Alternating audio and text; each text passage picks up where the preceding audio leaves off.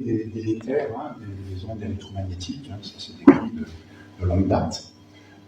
Notamment les ondes électromagnétiques délétères, c'est au niveau des fréquences de 300 MHz jusqu'à 300 GHz.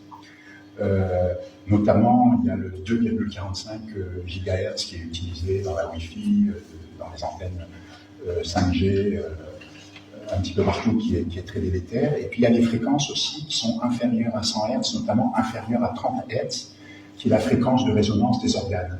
Et donc là, c'est dangereux. Alors actuellement, il y a une autre fréquence, en fait, une autre gamme de fréquences qui est très dangereuse, c'est celle qui est aux alentours de 60 GHz, entre 57 et 64 GHz, notamment parce que c'est une fréquence pour laquelle l'oxygène, en fait, il y a une transition énergétique, une transition rotationnelle au niveau de l'oxygène. Ça veut dire que l'oxygène peut être capté justement par du graphène, qui est ce conducteur. Et donc c'est à cette fréquence-là, il y a une absorption très forte d'énergie justement de l'oxygène et qui se précipite, qui interagit avec le graphène.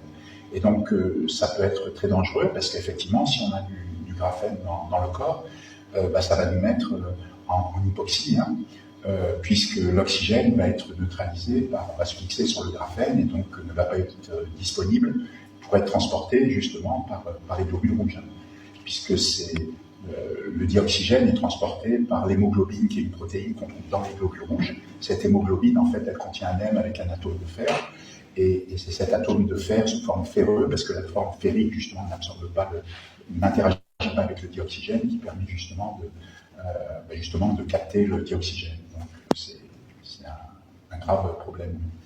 Et quelle solution il faudrait apporter pour que ce problème-là arrête? Parce qu'il y a eu des jugements qui ont été gagnés par des agriculteurs dernièrement. Il y a Dominique Vaupré qui a touché 444 000 € indemnisés par RTE. Ça fait 3 semaines de ça. Il y en a un autre agriculteur en Loire-Atlantique, je ne dirais pas où, et il y en a un autre, il me semble, qui ont gagné 300 000 € contre Enedis, tous les deux, ou quelque chose comme ça. Donc les procès commencent à s'enchaîner contre ces lobbies de l'énergie et des télécommunications.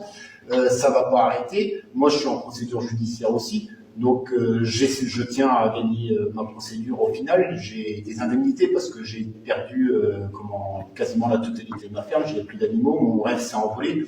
Et donc, qu'est-ce que vous pensez, qu'est-ce que vous pouvez mettre en place pourriez mettre en place avec d'autres collaborateurs, des experts vétérinaires pour que ce problème-là, ce scandale, c'est un scandale sanitaire majeur qui soit la première chose, ce serait d'éviter la multiplication justement de ces antennes, ces antennes relais, parce qu'elles fleurissent un peu partout, et elles sont très très délétères, y compris pour les humains. Donc il faudrait arrêter déjà de les multiplier.